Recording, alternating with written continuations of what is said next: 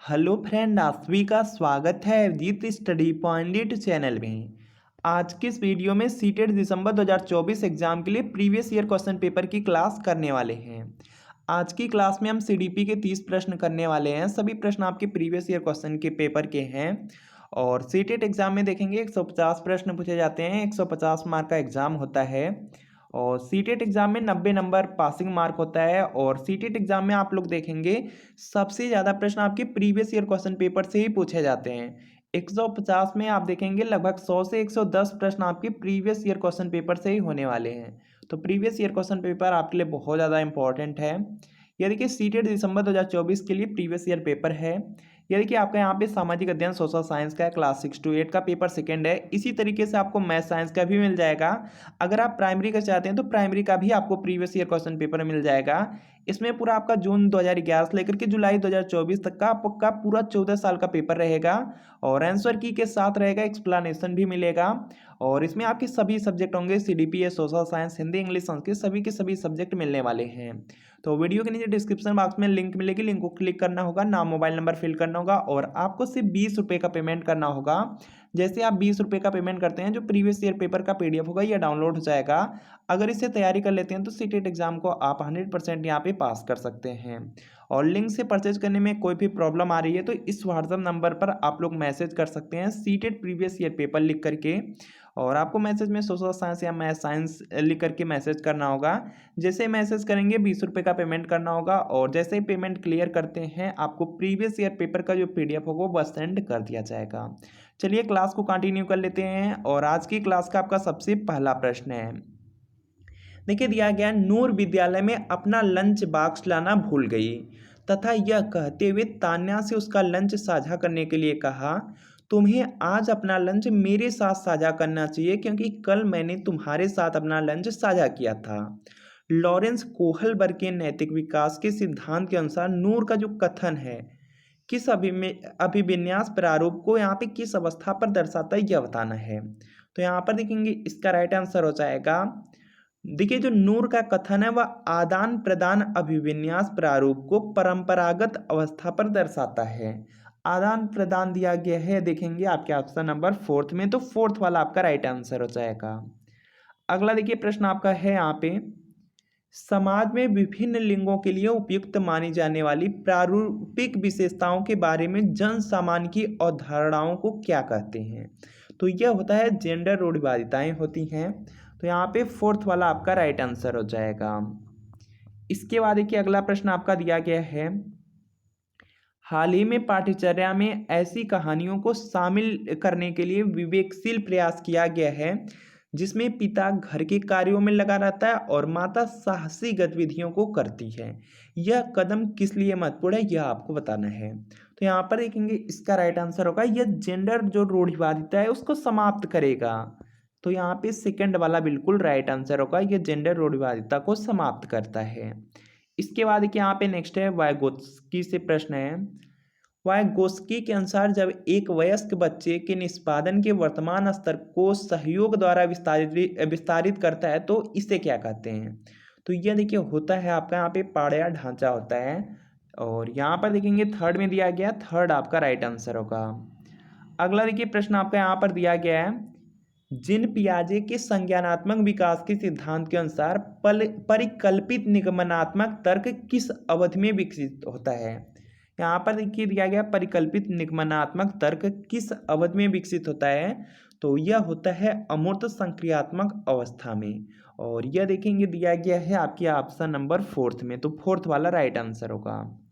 अगला देखिए प्रश्न आपका यहाँ पर दिया गया है, खाली स्थान दिया गया के अनुसार बच्चों के चिंतन के बारे में सामाजिक प्रक्रियाओं तथा सांस्कृतिक संदर्भ के प्रभाव को समझना आवश्यक है।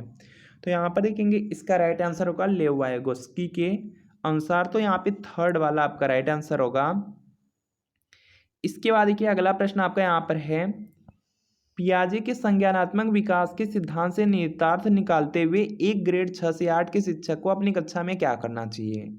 तो यहाँ पर ध्यान से आप लोग देखेंगे तो यहाँ पर क्या हो जाएगा कि ऐसी समस्याएं प्रस्तुत करनी चाहिए जिसमें तर्क आधारित समाधान की आवश्यकता होती हो। तो यहाँ पे सेकंड वाला राइट आंसर होगा। अगला देखिए प्रश्न आपका यहाँ पर है, क्या भी देखिए आपका बहुत ज़्यादा इंपॉर्टेंट है यहाँ पर देखिए दिया गया है कि हार्वर्ड गार्डनर के बहुबुद्धि सिद्धांत के अनुसार तार्किक गणितीय बुद्धि वाले एक व्यक्ति की क्या विशेषताएं हो सकती हैं।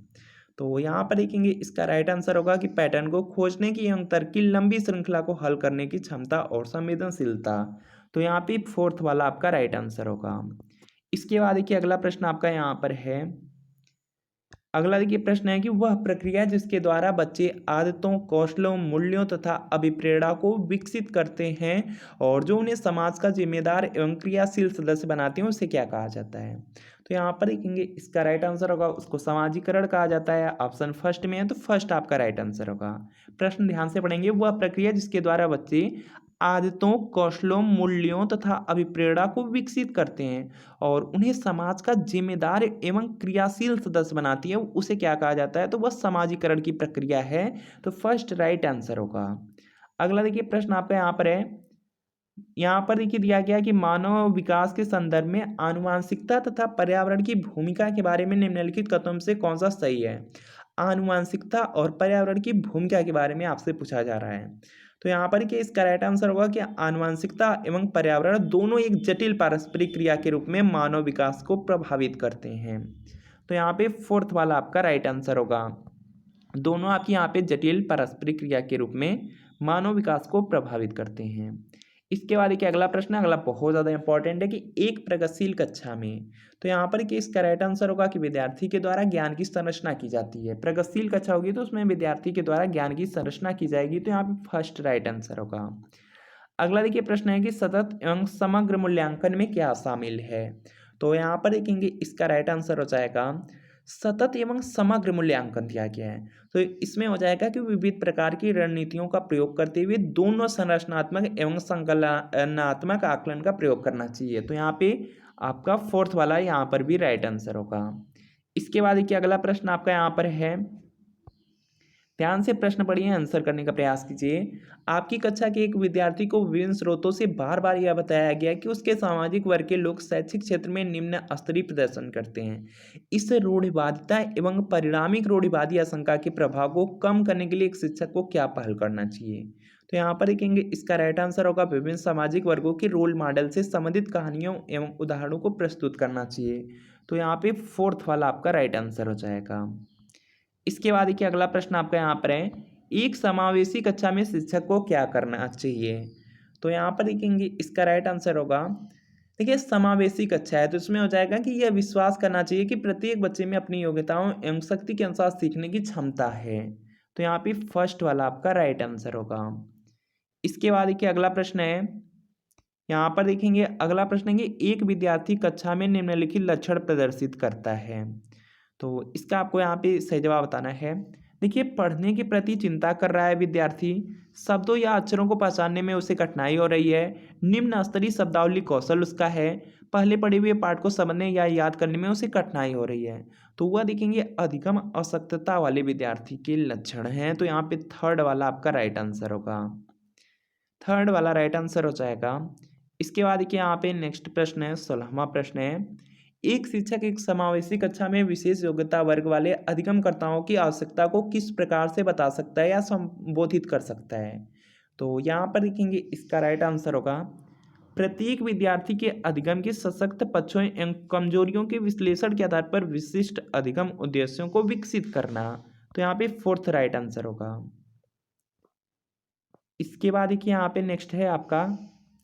एक शिक्षिका अपनी कक्षा में सृजनात्मक विद्यार्थियों को किस प्रकार से प्रोत्साहित कर सकती है। तो यहाँ पर देखेंगे इसका राइट आंसर हो जाएगा अनेक परिप्रेक्ष्यों को प्रोत्साहित करके तथा मूल विचारों को महत्व देकर। थर्ड वाला राइट आंसर होगा। निम्नलिखित में से कौन सा कारक कक्षा में सार्थक अधिगम का पक्ष लेता है। तो यहाँ पर देखेंगे इसका राइट आंसर होगा विषय वस्तु तथा बच्चों के संपूर्ण कुशलक्षेम एवं अधिगम के प्रति सच्चाई आपे सरोकार रखना। फोर्थ राइट आंसर होगा। इसके बाद देखिए अगला प्रश्न आपका यहाँ पर है। निम्नलिखित में से कौन सा प्रभावशाली समस्या समाधान रणनीति का एक उदाहरण है। तो यहाँ पर देखेंगे इसका राइट आंसर हो जाएगा सघन साध्य विश्लेषण हो जाएगा कि समस्या को अनेक उपलक्ष्यों में विभाजित करना। तो फोर्थ वाला राइट आंसर होगा। इसके बाद देखिए अगला प्रश्न है, 20वां प्रश्न है, निम्नलिखित में से कौन सी शिक्षण अधिगम के लिए एक प्रभावशाली शिक्षण प्रणाली नहीं है।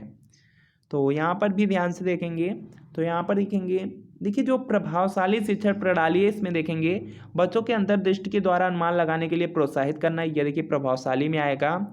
प्रयोग एवं पर्यवेक्षण करना चाहिए, यह भी आएगा। संवाद एवं परिचर्चा होनी चाहिए, यह भी आएगा। तो यहाँ पे दिए गए ज्ञान को दोहराने पर ध्यान केंद्रित करना, यही देखिए आपका यहाँ पे प्रणाली नहीं है, तो फोर्थ राइट आंसर होगा। इसके बाद देखिए अगला प्रश्न आपका यहाँ पर है और 21वां प्रश्न है, शिक्षक कक्षा में पढ़ने में ध्यान न देने वाले बच्चों से किस प्रकार का बर्ताव कर सकते हैं। तो यहाँ पर देखिए इसका राइट आंसर बताना है और यहाँ पर देखिए क्या होगा आपका, शिक्षक कक्षा में पढ़ने में ध्यान न देने वाले बच्चों से किस प्रकार का बर्ताव कर सकते हैं। अगर कोई भी बच्चा है यहाँ पर देखिए पढ़ाई में ध्यान नहीं दे रहा है तो उसके साथ क्या बर्ताव करना है, उनसे देखिए बात करना होगा और उनकी अरुचि का कारण जानने की कोशिश करना होगा टीचर को। तो यहाँ पे थर्ड वाला राइट आंसर होगा। संरचनावादी उपागम बताता है कि यहाँ पे खालिस्तान ज्ञान की संरचना के लिए अत्यंत आवश्यक है। तो यहाँ पर देखेंगे इसका राइट आंसर होगा विद्यार्थी का पूर्व ज्ञान, फर्स्ट आपका राइट आंसर होगा। अगला देखिए प्रश्न है यहाँ पर देखिए अगला प्रश्न आपका यहाँ पर है कि बच्चे अनेक घटनाओं के बारे में सहजानुभूत सिद्धांत की संरचना करते हैं, इस पृष्ठभूमि में एक शिक्षक को क्या करना चाहिए। तो यहाँ पर देखेंगे इसका राइट आंसर हो जाएगा कि संवाद के द्वारा बच्चों की इन अवधारणाओं को चुनौती देनी चाहिए, तो फर्स्ट वाला राइट आंसर होगा। अगला देखिए प्रश्न है यहाँ पे, संज्ञान एवं संवेग के बीच किस प्रकार संबंध होता है। संज्ञान और संवेग दिया गया है, तो यहाँ पर देखिए इसका राइट आंसर होगा द्विदिशी हो जाएगा।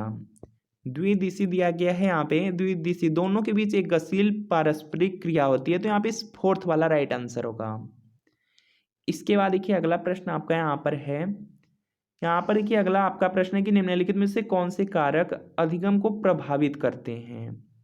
अधिगम देखिए आपका क्या होता है, सीखना होता है, लर्निंग होता है, और इसको प्रभावित करने वाले कारक पूछा गया है तो विद्यार्थियों की अभिरुचि बिल्कुल प्रभावित करेगी, विद्यार्थियों का सामवेगिक स्वास्थ्य यह भी प्रभावित करेगा, शिक्षा शास्त्री की रणनीतियाँ यह भी प्रभावित करेगा, विद्यार्थी का सामाजिक और सांस्कृतिक संदर्भ यह भी करेगा। तो यहाँ पर देखेंगे 1 2 3 4 सभी कोट हो जाएंगे, तो यहाँ पे फोर्थ वाला आपका राइट आंसर होगा 1 2 3 4। इसके बाद देखिए अगला प्रश्न है कि निम्नलिखित में से क्या ज्ञान की सार्थक संरचना की प्रक्रिया का एक महत्वपूर्ण पहलू है। तो यहाँ पर देखेंगे इसका राइट आंसर हो जाएगा सामाजिक पारस्परिक क्रियाएं हो जाएगा, यहाँ पे फर्स्ट वाला आपका राइट आंसर होगा। अगला देखिए प्रश्न आपका यहाँ पर है कि जब विद्यार्थी पुरस्कार पाने की इच्छा से बार बार किसी गतिविधि को करने का निर्णय लेते हैं जो कि प्रत्यक्ष रूप से उस गतिविधि से संबंधित नहीं है, ऐसी स्थिति में क्या संभावना उत्पन्न होती है। तो यहाँ पर देखेंगे इसका जो राइट आंसर है यह देखिए हो जाएगा अधिगम के प्रति भौतिकवादी अभिवृत्ति का विकास होगा, तो यहाँ पे फर्स्ट वाला आपका राइट आंसर हो जाएगा। इसके बाद देखिए 28वां प्रश्न है, 28वां आपका है कि बाल्यावस्था की अवधारणा से क्या अभिप्राय है। तो यहाँ पर देखेंगे इसका राइट आंसर हो जाएगा समकालीन सामाजिक संरचनावादी मनोवैज्ञानिकों के अनुसार यह एक सामाजिक संरचना है, तो यहाँ पे सेकंड वाला आपका राइट आंसर होगा। जो बाल्यावस्था की अवधारणा है यह समकालीन सामाजिक संरचनावादी मनोवैज्ञानिकों के अनुसार यह एक सामाजिक संरचना है, सेकंड राइट आंसर है। इसके बाद क्या यहाँ पे नेक्स्ट प्रश्न है, निम्नलिखित में से कौन सी मध्य बाल्यावस्था की विशेषता है। तो यहाँ पर कि इसका राइट आंसर हो जाएगा, देखिए दिया गया मध्य बाल्यावस्था, तो इसमें जो बच्चे होते हैं वह तार्किक रूप से और मूर्त रूप से सोचना स्टार्ट कर देते हैं, प्रारंभ कर देते हैं, तो यहाँ पे थर्ड वाला आपका राइट आंसर होगा। इसके बाद देखिए अगला प्रश्न है, अगला प्रश्न बहुत ज़्यादा इंपॉर्टेंट है, अभी कल ही आपको कराया गया था कि परिवार एवं पास पड़ोस बच्चों के सामाजिकरण की यहाँ पे कौन सी एजेंसी है यह बताना है, कौन से कारक हैं।